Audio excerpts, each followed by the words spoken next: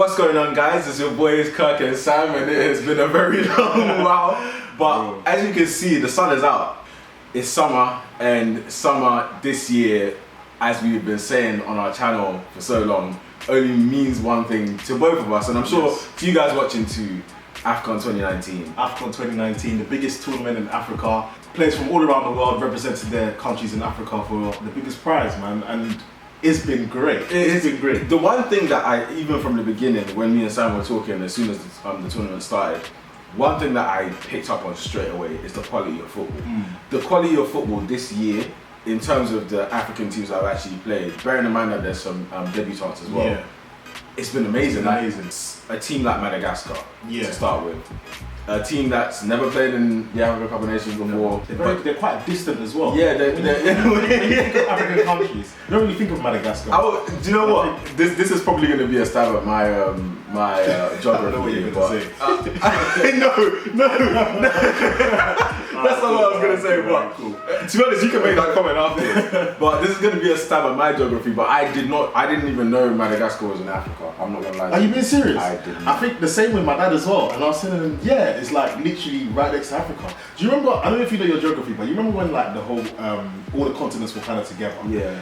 Madagascar was attached to Africa, and they just kind of separated a little bit. I don't know. I honestly thought Madagascar might have been like a Caribbean country, like Saint Kitts or something, like just basically like an island.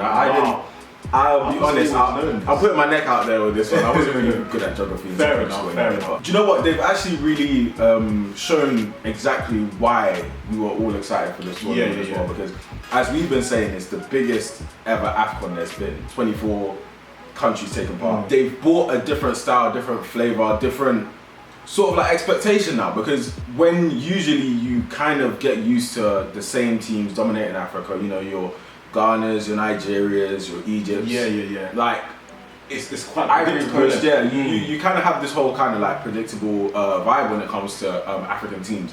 But to see a team like Madagascar come out and they've reached this point in the competition as well, it's amazing to see. It's amazing. Like I'm just watching and they're just surprising me every game. Even the way they're playing, and it's not like they're winning by luck. They are going out there with their heads screwed on, knowing they can win the game and getting the job done comfortably. Take a team like, I don't know, Nigeria, Ghana, Egypt, Ivory Coast. If those teams were to go out, people will talk, you know, Twitter will be blowing up, the media outlets will be talking about it. But if a team like Madagascar goes out, not much people will be talking about it. You know, it's their first time, you can't really judge them on their first time, do you know what I mean? So I think they're going out there, they've got nothing to lose. They're playing. Let's just put our heart into it and see what can happen. If they can win it, I'll congratulate them. It will be a lot like when Zambia won it that year, isn't it? When Zambia won it, that surprised me. Even the way Zambia won it that year, it was just the weirdest thing. Ivory Coast had that penalty they missed. Bro. It was actually, but it was an amazing moment as well, because they had kind of gone through that whole thing where the whole team died from that plane crash, and it was just like an uplifting moment. But similar to this, if Madagascar can actually go all the way. And right now, with the amount of passion they're playing with, what's actually stopping? And it's good to see. It's good to see that these teams are coming in and putting in effort. You know what I mean? It's not like the same big teams doing it. It means that you can watch the Afcon and it's unpredictable. You don't know what's going to happen next. Like any team can actually win. And with the remaining teams left in the competition now, like we have to consider them as the dark horses, man. They can do it. If you guys want to actually catch Madagascar's next game to see what we're talking about, hopefully they'll perform again. That's going to be on a Thursday. So on the 11th of July, they're going to be playing again. So make sure, if you can tune in. To be honest, any game that you can watch, tune in, because it's actually been an amazing. It's exciting. Next, we're going to talk about our teams and how our teams have done. As you've probably heard a few times on our channel, Ghana is my motherland. That's where I'm from. And I'm from Nigeria. That's where my parents are from, so yeah. So we've, obviously both teams are in the tournament this year, and we've been following both teams closely. So Sam's gonna go first. And how do you really think, if you were to be honest with yourself, how do you really think Nigeria are doing in this tournament? I think we've been below par. I can't lie to you. If we look at our group, first of all, we had the easiest group. Out of all the top teams in the competition, we had the easiest group. We had Guinea, Madagascar and Burundi. 2 debutants were in our group, and even when we did the draw, I was absolutely happy with that because I thought we're guaranteed we're on top of that group. Cool. We win our first game 1-0. I'm thinking, okay, we just need to ease in a little bit. Second game, 1-0 again, and I'm thinking to myself, seriously, Nigeria, like, we've got so much good players in attack. Why are we not scoring goals? And then we go and play Madagascar, the dark horses, and lose 2-0. Finish second in the group, we move on. Now into the last 16. We're playing Cameroon now, winning 1-0 in the game, and then 2-1. Just like that, Cameroon take the lead. I can't believe it. I remember while that game was going on, Sam texted me. I texted him. He texted me straight away when Nigeria went 2-1 down, and he was. Alright, long story short, he was not happy. I just wasn't happy. I told him that Nigeria tend to do this, and it really annoys me. But luckily, we turned it around and won the game 3-2. It's hard. It's hard watching this team sometimes. I love them so much, but it's so hard. And they've been below par lately. Like, we're one of the favourites. I mean, if you look at some of the betting apps, we're like 4th or 3rd favourite to win this competition, and we're not behaving like a team that looks like it's going to do so. It's been very unpredictable, this tournament. Egypt are out of the competition, Morocco are out of the competition. We can't play games like this, and we may go into the next round, lose, the scoreline might be 2-1 against us, and we might end up losing the game. We might not be able to get back the same way we did. So Super Eagles, please concentrate. I mean, we have a chance of winning this competition. We have a very strong squad. It's just all about putting your heads in the game. But how do you think Ghana's been doing? Because if I'm honest, they've been surprising me. Whew, okay, for Ghana.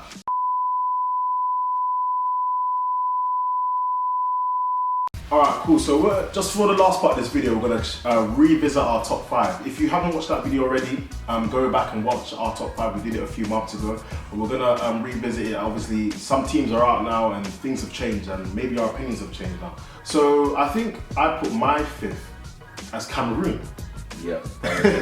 Obviously, I did not see Nigeria meeting Cameroon at any point in this competition. Maybe in the semi-final or the final, but not in the last 16. And obviously, unfortunately for me, Nigeria finished 2nd. But we went on to beat Cameroon, and now Cameroon is out. My 5th was actually Morocco, and also another team that's been knocked out. Surprisingly as well. Crazy how you put that as your 5th, because they were my 4th. And my 4th is Egypt. It's crazy. The hosts of Afcon 2019, probably the most successful African team in terms of this competition anyway, won it more times than anybody. They've been knocked out. I didn't put Egypt not in my top 5. I don't think I said this in the previous video, but the reason why I didn't put them in my top 5 is because I thought they might crack under pressure. Pretty similar to France in the Women's World Cup, I thought they were going to crack under pressure. When you host a tournament, it's never easy. It's never easy to win. We even look at France men in the Euros when they hosted it, they cracked in the final against Portugal. A Portugal side that didn't have Ronaldo in for some of the games. My 3rd now is a team that's still in the competition. It is Ivory Coast. Surprisingly, I don't know why I put them as my 3rd, you know? Because when I looked at their squad, I might have to put them further up. They've got some talent in there. They have. A lot of talent as well. Yeah. It looks like they're probably going to have transfers this summer to bigger clubs. Someone like Nicolas Pepe being like Liverpool, Arsenal as well, Wilfred Zaha, obviously. So it's been a bit crazy for them because I feel like obviously they don't have like the likes of like Didier Drogba up front anymore.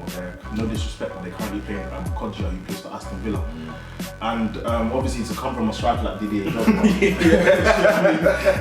it might have been a bit hard to adapt to that. Even not even just that, but even in their midfield, someone like Yaya Toure being a massive run along there. Them guys, do you know what I mean? And when did they win the competition? 2015, I think it was. They won the competition. Yeah. Oh, they sure you remember that. Yep.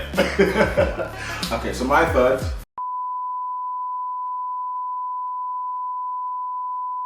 Second place, Nigeria. The Super Eagles.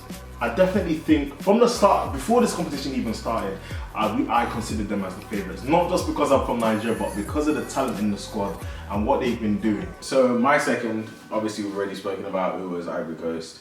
Amazing talent all over the pitch, front to back. So definitely another team. A team that I still definitely think can make the final and could actually take the cup as well. First, I think we might have the same. Yeah, we did. Even when we, the video we did, we did. So Senegal's my top. Senegal's Kirk's top. Alright, so, I don't know, we're going to talk about our funniest moments of the competition. I can't put my finger on one moment that probably made me laugh, but I think overall in this competition, the commentators, I hope they're not been taking the mickey, but the commentators have been making me laugh. For example, Algeria, when they beat Guinea 3-0, I think when Algeria scored their first goal, the linesman was kind of stopping Algeria's celebration, and the commentator just like, give them a break, man. You know, stuff like that. I feel like they're really analysing the game and analysing moments just like on and off the pitch. For me, my funniest moment, to be honest, I say funny, but it really wasn't funny. I'll bring it up again. That yellow card at the 54th minute. I was laughing. That yellow card, like my mouth was just open when that happened. I was just like, are you being serious? Like, you just set African football back about 25 years with that. Time wasted in the 54th, and usually even when someone wastes time in the 54th minute, you just see the referee just tapping their watch. Exactly. I'm adding it on at the end. The thing that made me laugh the most, you should have seen Asamoah Gyan, because he was on the bench for that game, and his reaction sort of resembled Cristiano Ronaldo in the 2016 Euros when he was on the touchline after he come off with an injury. And Asamoah Gyan was jumping. He really couldn't believe what, because obviously Asamoah Gyan's played in Europe. He's played in Saudi Arabia. He's played in loads of places. So he's played all over the world. So he's seen the standard of football. He's even played in the Premier League. He's seen the standard of football that obviously these Europeans are used to, and just generally how good the officiating is. But to see something as crazy as that, I think even on one of the posts that we put on our Instagram, I went on and I had to comment, and I was just like, someone needs to deal with that official. I'm not gonna lie, that official. Honestly, it's true. Stuff like that can't run. It's not even like you're having a laugh. You're actually having an impact on the damn game. And finally, we wanted to talk about our biggest shock, the biggest shock that we've had at the tournament, and that is the loss that Egypt suffered against South Africa. Crazy. And the play was beautiful. If you go back and watch that game, the ball that was sent from the midfield to the right-hand side cleared the whole Egyptian defence, and it just took one more pass to get that guy through and one-on-one with the keeper. It was brilliant, and the finish is beautiful. So that's the end of our video for today, but just two more things, just to end it right now off the top of your head. 5 seconds. Who do you think is going to win Afcon? Senegal. I told you 5 seconds and you didn't even think. No, I thought, to be honest, the reason why I was shocked is because I thought you were going to say Nigeria. I didn't think you were going to say Senegal. I want Nigeria to win it. Don't get it twisted. I want Nigeria to win it. But finally, I think we just want to send one message out there. The women finished their FIFA World Cup campaign for another year, and USA took the title. And it was a competition filled with ups and downs. Some of the downs just to think about, you know, Cameroon, England. That was. I just want to offer out a clap to the women. They did so well. Like it's probably, I'd honestly say, probably the most gripping women's FIFA. I enjoyed every moment, if I'm honest. Obviously, you know that we talk about African football, but just to extend a hand right now, we just want to say again, well done to the Lionesses. England did so well, and I was personally here kind of cheering you guys on while you I wanted them to make the final. USA. While you were playing USA, it was just such a heartbreaking way to lose it. But chin up. Girls, you did so well. Like, honestly, it's never easy to beat USA. Thank you guys so much for joining us one more time. If you haven't seen it already, make sure you go on Official Reveal on our Instagram page. We've got loads of stuff going on there. We're talking transfers. We're talking Afcon, obviously, that we're talking about. We've got build up to obviously the new season about to start in August. There's so many updates going on African footballers all over the world. So make sure, if you haven't already done so, go on there and follow us for all the latest. Yeah, we'll put all the information in the description below, and don't forget to like this video and subscribe as well. We're trying to build our subscribers up, so please help us along our journey.